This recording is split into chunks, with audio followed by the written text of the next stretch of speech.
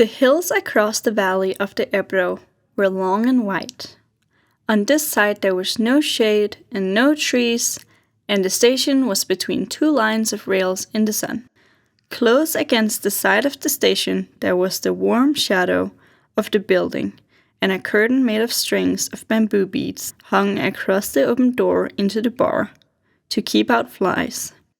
The American and a girl with him sat at a table in the shade outside the building. It was very hot and the express from Barcelona would come in 40 minutes. It stopped at this junction for 2 minutes and went on to Madrid. "What should we drink?" the girl asked. She had taken off her hat and put it on the table. "It's pretty hot," the man said.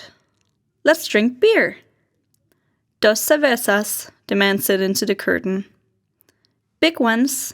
a woman asked from the doorway. "Yes, 2 big ones." The woman brought 2 glasses of beer and 2 felt pads. She put the felt pads and the beer glasses on the table and looked at the man and the girl. The girl was looking off at the line of the hills.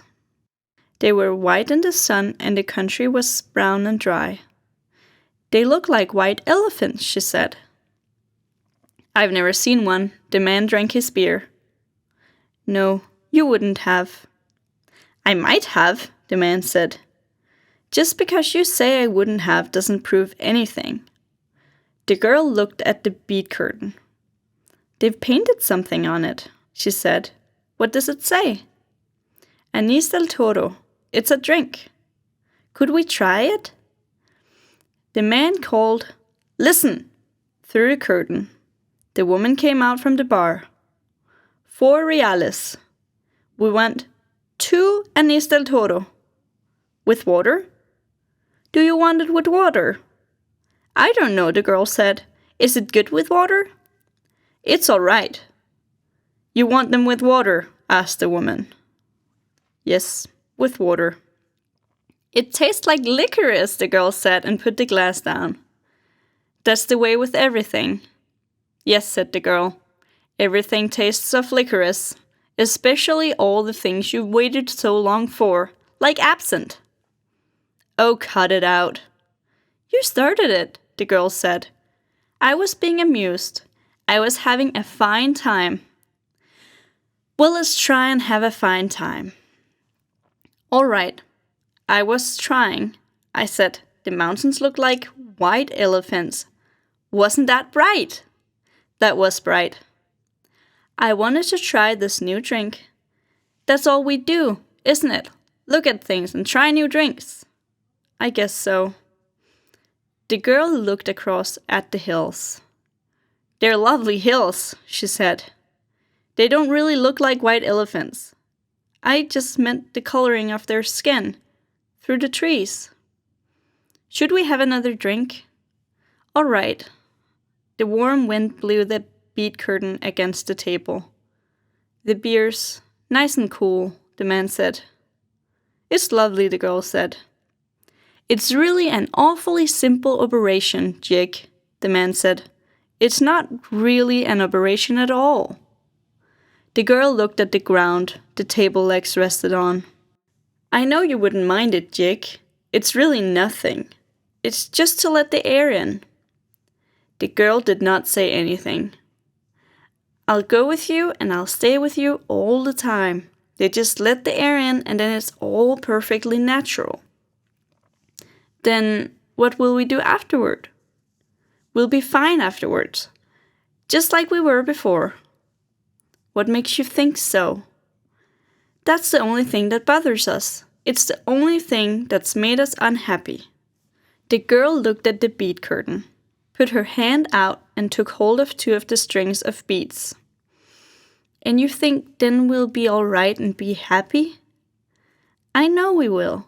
You don't have to be afraid. I've known lots of people that have done it. So have I, said the girl. And afterward they were also happy. Well, the man said, if you don't want to, you don't have to. I wouldn't have you do it if you didn't want to. But I know it's perfectly simple. And you really want to? I think it's the best thing to do. But I don't want you to do it if you don't really want to. And if I do it, you'll be happy and things will be like they were and you'll love me. I love you now. You know I love you. I know, but if I do it, then it will be nice again. If I say things that are like white elephants and you'll like it, I'll love it. I love it now, but I just can't think about it. You know how I get when I worry. If I do it, you won't ever worry. I won't worry about that because it's perfectly simple. Then I'll do it because I don't care about me. What do you mean? I don't care about me. Well, I care about you. Oh, yes, but I don't care about me. And I'll do it and then everything will be fine. I don't want you to do it if you feel that way.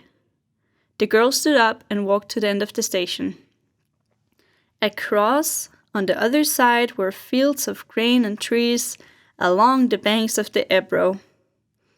Far away, beyond the river, were mountains. The shadow of a cloud moved across the field of grain, and she saw the river through the trees. And we could have all this, she said, and we could have everything, and every day we make it more impossible. What did you say? I said we could have everything. We can have everything. No, we can't. We can have the whole world. No, we can't. We can go everywhere. No, we can't. It isn't ours anymore. It's ours. No, it isn't. And once they take it away, you never get it back. But they haven't taken it away. We'll wait and see. Come on back in the shade, he said. You mustn't feel that way. I don't feel any way, the girl said. I just know things. I don't want you to do anything that you don't want to do. Nor that isn't good for me, she said. I know. Could we have another beer? All right. But you've got to realize. I realize, the girl said. Can't we maybe stop talking? They sat down at the table, and the girl looked across at the hills on the dry side of the valley. And the man looked at her and at the table. You've got to realize, he said, that I don't want you to do it if you don't want to. I'm perfectly willing to go through with it if it means anything to you. Doesn't it mean anything to you? We could get along. Of course it does, but I don't want anybody but you. I don't want anyone else, and I know it's perfectly simple. Yes, you know it's perfectly simple. It's all right for you to say that, but I do know it. Would you do something for me now? I'd do anything for you. Would you please stop talking? He did not say anything, but looked at the bags against the wall of the station. There were labels on them from all the hotels where they had spent nights.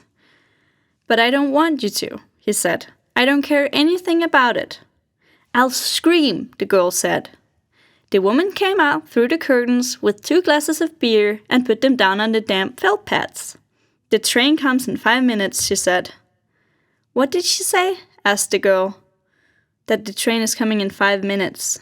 The girl smiled brightly at the woman to thank her. I'd better take the bags over to the other side of the station, the man said. She smiled at him. All right, then come back and we'll finish the beer. He picked up the 2 heavy bags and carried them around the station to the other tracks. He looked up the tracks but could not see the train. Coming back, he walked through the bar room where people waiting for the train were drinking. He drank an anise at the bar and looked at the people. They were all waiting reasonably for the train.